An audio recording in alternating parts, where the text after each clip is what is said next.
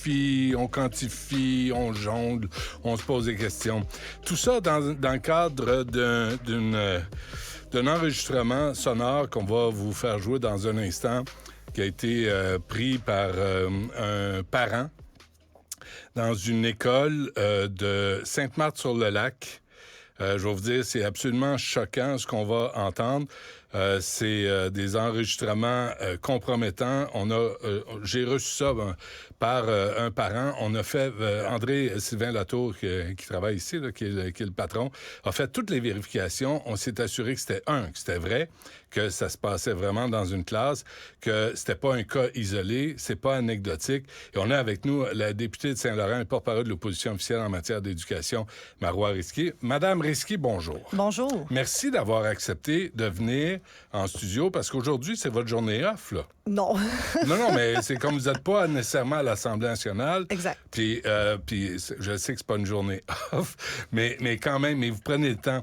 Alors, ce qu'on va vous faire jouer, puis on va en parler dans un instant, Mme Risky, on vous a envoyé un échantillon de 12 secondes, pour vous montrer. On a envoyé le même à l'équipe de communication de Bernard Drainville, qui a l'air à se préoccuper davantage du troisième lien que de ce qui se passe dans ces écoles. Si ça se passe dans une école primaire, ça se passe, c'est le centre de service des Mille-Îles. C'est à l'école des Grands Vents. Et on vous fait jouer. Ce qu'on a accumulé, c'est des échantillonnages, c'est des enregistrements sur 3 jours. Et on a choisi de vous faire entendre l'essentiel de ces 3 jours. C'est pas anecdotique. On n'a pas trébuché là-dessus. C'est un parent inquiet, puis on a vérifié auprès d'autres parents. Vous allez voir, c'est très choquant. On l'écoute et on revient avec Marois Risky. Toi, écrase! Ton comportement m'énerve! Puis toi aussi! Puis toi aussi! J'en veux plus de ça! C'est-tu clair? Toi, tes grimaces, ton riage, la prochaine fois, t'es out! Pas d'avertissement! C'est le seul avertissement que t'as! Puis même chose pour toi! J'en veux plus! Est-ce que c'est clair? Fais des X, pas des X! Fais-les l'autre bord aussi! Apportez-moi des épingles! Des quatre! Ça presse! Il y a des minutes de jeu de perdu! Ça se peut qu'il n'y ait pas de récré non plus après tantôt, je vais réfléchir! Tabarnouche! Veux-tu m'amener tous tes cahiers, mon juste de mêlée? Laisse ça là! Hey! Je t'ai dit, laisse ça là! Qui parle? J'ai dit non! Faut que tu regardes le côté masculin, ma belle. Là, t'as écrit délicieuse. Ah ouais, esprit, corrige-toi! Crème grouille! Cibole! La feuille! T'as toute la page à finir! Qu'est-ce que tu taponnes, toi? C'est pas ça, faire du temps libre! Fais X, pas de X, puis arrête de te mettre tes cossins dans les cheveux! Tout de suite! Voyons, détache-les par attache-les, comment tu penses? Tu penses qu'en faisant ça de même, que ça va rentrer tout seul? Ça fait des beaux traits d'union, arrête de me faire passe-moi ça, pis ça presse! Quoi, cette affaire-là? Qui parle? Ferland! Tu veux que je hurle, hein? Oui, tu veux que je hurle. Parce que tu fais pas ton travail, c'est sûr que je fais hurler. Là, tu m'énerves. Je joue pas avec ça. Assis-toi pis travaille! C'est mal! Tu lèves ta main quand tu le bords. Là, fermez-la! Bon, vous venez d'entendre l'excellent travail d'une prof. Et moi, j'ai toujours défendu les profs en classe. Puis je maintiens que les enseignants doivent redevenir l'autorité en classe. Mais là, ça dépasse les bornes. Marois Risky. Écoutez, là, immédiatement, il doit y avoir un arrêt d'agir. On est dans le dernier mille. Il n'y a aucun enfant qui peut apprendre avec un climat de terreur comme ça. C'est inacceptable. Et rapidement, là, cette personne-là doit être sous enquête, suspendue, aller au fond des choses. Mais je vous dis tout de suite, il n'y a aucun enfant qui va être capable d'apprendre avec ce type d'enseignement. Puis je peux vous parler des autres enseignants. J'en connais plusieurs, là. jamais qu'ils voudraient avoir une collègue comme ça, parce que ça vient mettre là, un discrédit sur l'ensemble du corps professoral. Ça, c'est clair. La violence derrière ça pour des petits pits de première année. Oui. Tu sais, c'est pas au secondaire. Puis on le sait que c'est... Même au secondaire, ça ne se fait pas. Je suis d'accord, mais tu sais, en même temps, là, je suis d'accord, mais il y a des enfants qui sont difficiles, il y a des défis à relever pour les profs, et on comprend tout ça, puis le but n'est pas de dénigrer les enseignantes, les enseignants là, au Québec, loin de là. Mais ce que ce parent a enregistré à l'insu de l'élève sur 3 jours...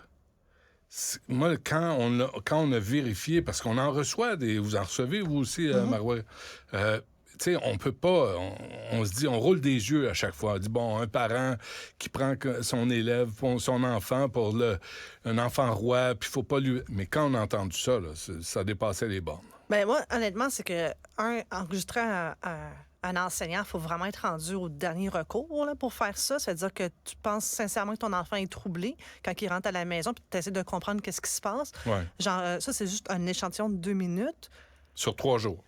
Et de dire à un enfant, tu veux me faire hurler, Moses de mêler. C'est de ta faute. Si je hurle, c'est de ta faute. Si je t'ai battu, c'est de ta faute. Si je te viole, c'est de ta faute. Et là, on a passé le stade de sous-texte. l'intimidation. Là, on est en matière de violence verbale. Ouais. Et ça, c'est tolérance zéro. Puis, vous savez, j'ai fait tout un dossier en matière de violence dans les écoles. Ça, pour moi, c'est complètement inacceptable. Et c'est de là qu'immédiatement, le ministre, si le Centre de services scolaires ne veut pas agir, bien, le ministre, lui, a tous les pouvoirs pour immédiatement faire un arrêt d'agir. OK, faisons le tour, Marois Risky, parce que là, c'est des enfants de première année. D'abord, les profs des classes voisines. Impossible qu'il n'y ait rien entendu. Moi, j'ai déjà fait du remplacement pendant plusieurs semaines et mois dans une école primaire. C'est pas des écoles primaires, il faut savoir, c'est pas comme les écoles secondaires, c'est beaucoup plus petit. Je ne suis pas allée à cette école, évidemment, mais on pouvait entendre les autres classes. Donc, c'est pour ça qu'on ferme souvent notre porte, parce qu'on est capable d'entendre. Ben oui. Et les murs sont encore, malheureusement, d'une autre époque, faits en carton. Donc, je ne sais pas comment on ne peut pas entendre autant de cris sur une aussi grande période de temps, là, sur 3 jours. Mais je pense qu'il faut poser la question, il faut avoir des réponses. Comment se fait-il que la direction d'école n'ait rien entendu? Jamais.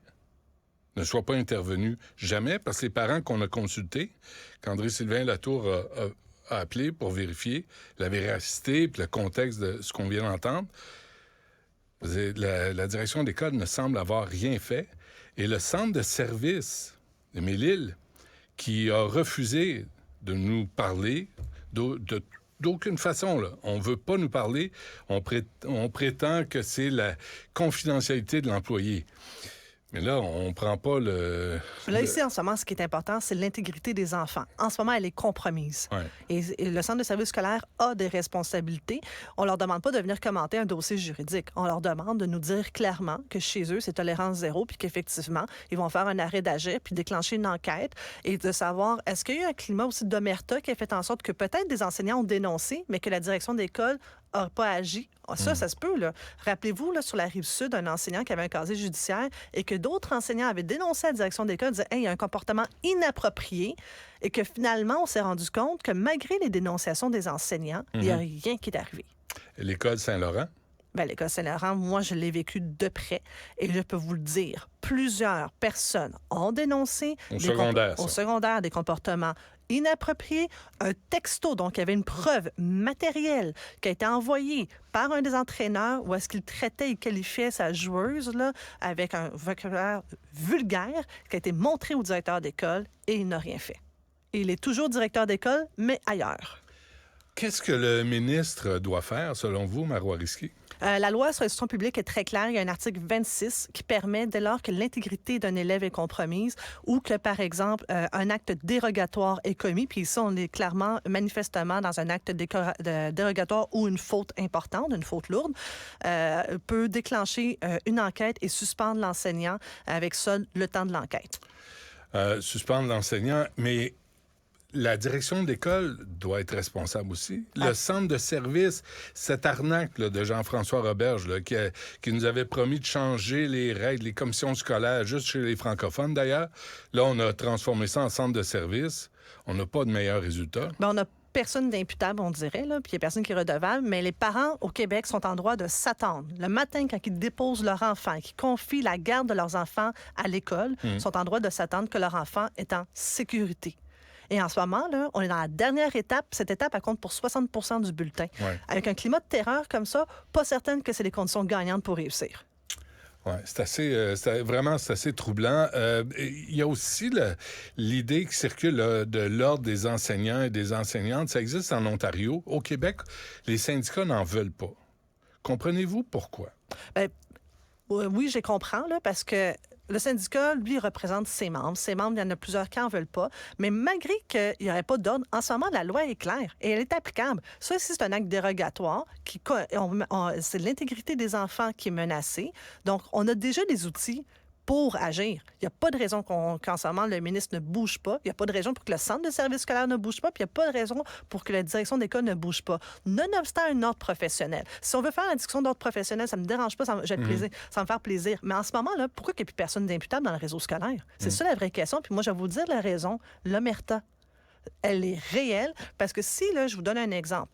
Si le monde à mon école secondaire Saint-Laurent avait pu sortir avec, par exemple, les textos qu'ils ont montrés à la direction d'école publiquement, pensez-vous que le centre de service scolaire et la direction n'auraient pas bougé plus tôt? Oui. Puis l'interdiction aussi, hein?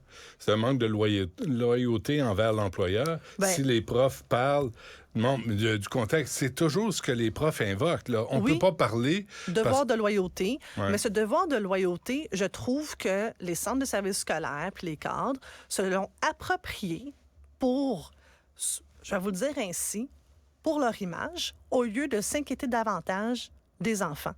Le devoir de loyauté n'est pas envers votre employeur. Votre devoir de loyauté est d'abord envers votre profession et envers les enfants.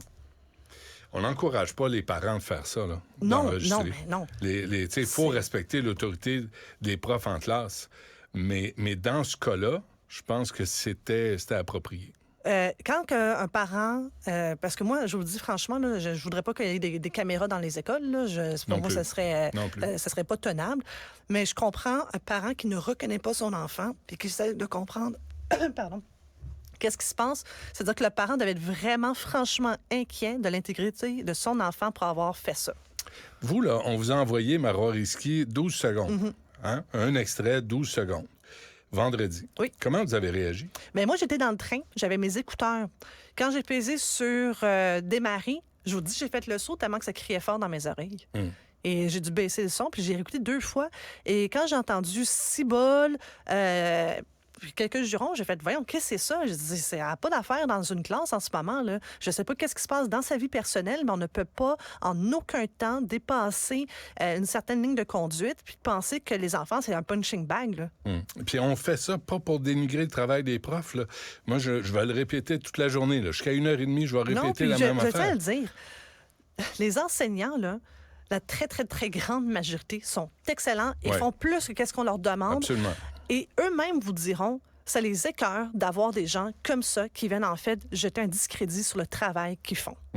Alors vous, en 12 secondes, vous avez compris que le sujet était sérieux, qu'il fallait intervenir. Oui. Le ministre, c'est drôle, mais vous êtes tous pareils, les politiciens et politiciennes, Marois Risky. Quand vous êtes dans l'opposition, vous avez bien du pouvoir. Puis quand vous arrivez au gouvernement, là, tout à coup, vous pouvez rien faire, vous pouvez pas le savoir, faut attendre, Et là, Bernard Drinville nous sert le même gruau de platitude. Ben là, on va voir comment on réagit, on va voir... Calvaire, 12 secondes de ça, me semble, c'est en masse, là, pour comprendre ce qui se passe. Ben, oui, puis pour répondre à la question, est-ce que le syndrome de la limousine, puis quand on devient ministre, est-ce qu'on commence à se faire remplir par la machine? Pour certaines personnes, oui. On dirait que la machine devient plus importante que l'enfant. Merci d'avoir pris le temps de venir.